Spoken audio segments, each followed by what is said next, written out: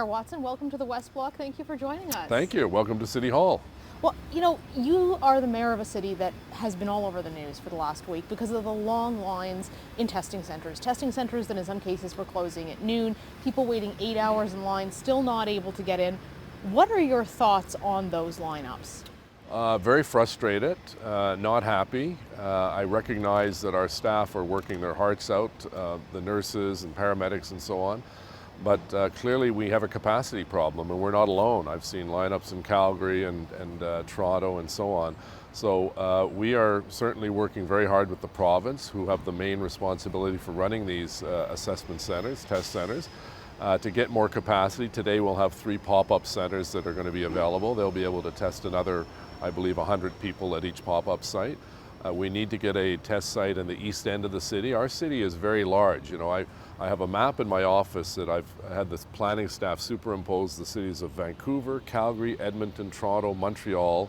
All 5 of those large cities fit within the geographic boundaries of the city of Ottawa. We're 2,600 square kilometers, and we can't expect everyone to come to 1 or 2 sites. We need sites in the east end, the west end, the south end, and another downtown site.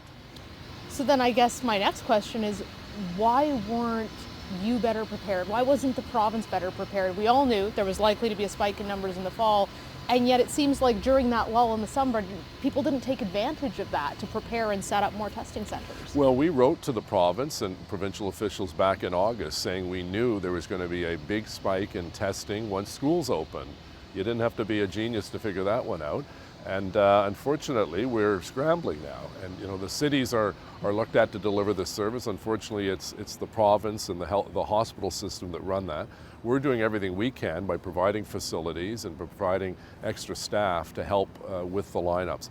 But clearly, it's not satisfactory to any of us to have these people line up. We've been lucky. The weather's been relatively nice this week. But certainly when it comes to November, and the snow starts falling, we better have our act together well before then. So I'm confident. I've spoken with the 4 hospital presidents. I spoke with the Premier. I have another meeting with him in a few minutes. And they understand the severity of the problem, and they have to get that capacity issue resolved literally within the next week or so, because the public don't want to be in lineups in cold weather. The other thing that our Medical Officer of Health, Dr. Etches, has stressed, if you don't have the symptoms, please don't show up. Well, I think that's where part of the problem comes from, because you hear, for example, Premier Doug Ford saying, everybody go get tested, but then you can't get tested, and then the medical officer in health in one of the cities is saying, well, no, if you don't have symptoms, don't get tested. So how do people know who to listen to? Yeah, look, I have great respect for Doug Ford and the work he's done. We have a very good working relationship.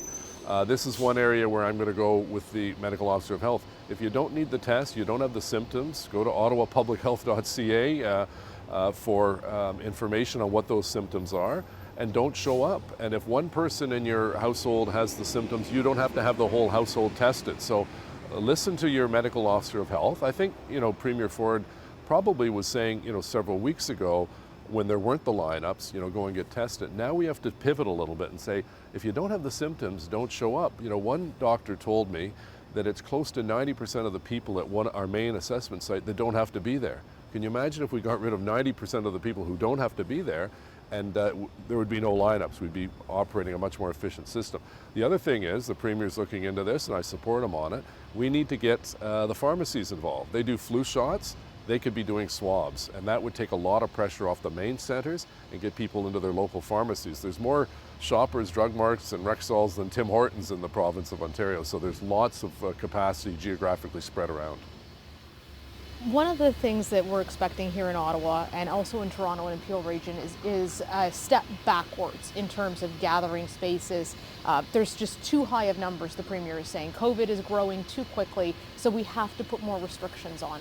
What are your thoughts on that? 100% agree with him. I spoke with the Premier about a week and a half ago, and I said the biggest problem we have are not bars, restaurants, and gyms. There's been no transmitted cases from those 3 enterprises, but there have been lots of problems with parties in private residences and private homes and backyards, barbecues, keg parties, and so on. Those have to stop. The old provincial guideline was you allow 50 people in your house. Well, unless you live in a mansion, 50 people in my house, we'd all be jammed together. There'd be no social distancing. So he's brought that number from 50 down to 10 in a private home. And we asked for 20 outside your backyard. He's brought it to 25. So it's a good compromise. And that starts today. And I'm glad that he brought that in because, you know, myself and Mayor Tory and other mayors from around the so-called hotspots have said, let's nip those in the bud because that's causing a lot of grief. And a $10,000 fine if you host a party, and if you're at the party, $750. That's an expensive lesson, but we have to do it. This is the most serious health challenge our generation has faced. And I'm sorry, you don't need a keg party this year. Put it off until we're rid of COVID-19. Do you think there will be another full lockdown in Ottawa? I hope not.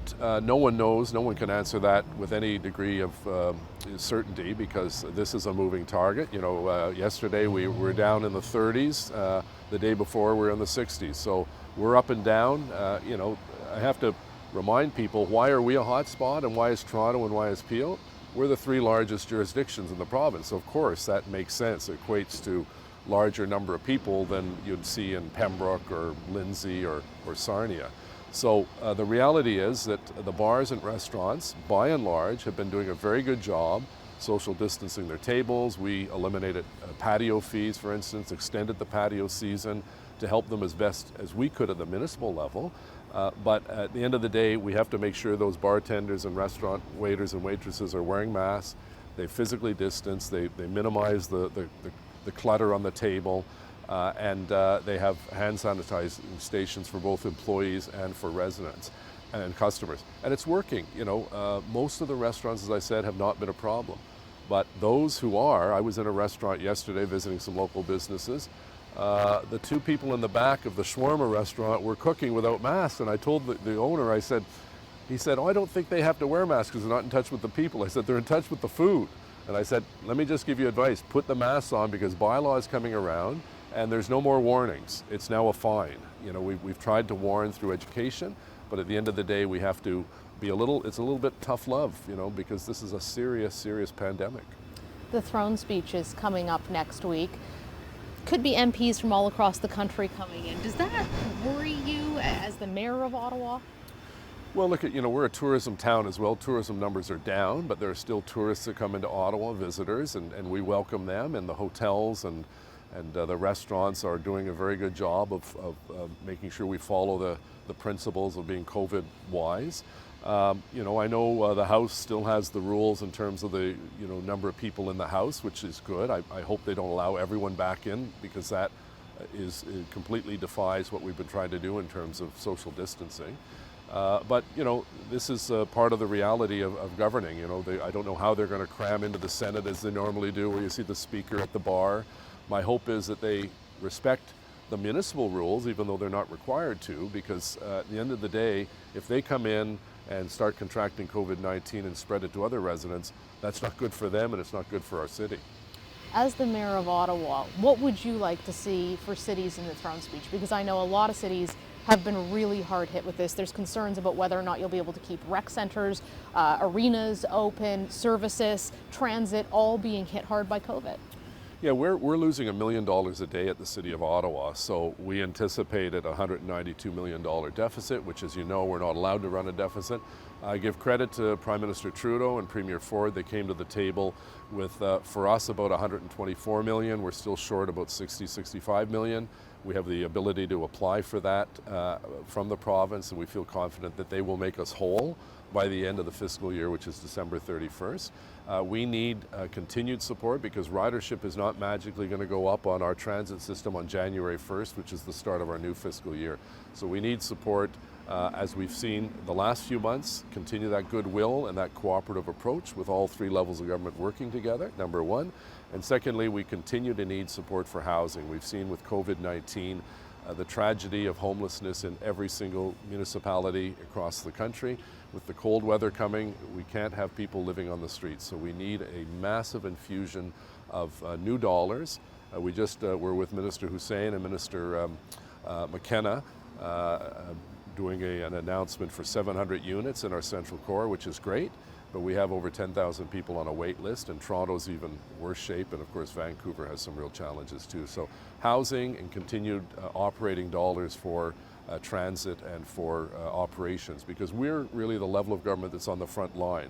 You know, no disrespect to the province or the feds. It's local people running paramedic service, police service, and the testing site on behalf of the hospital system.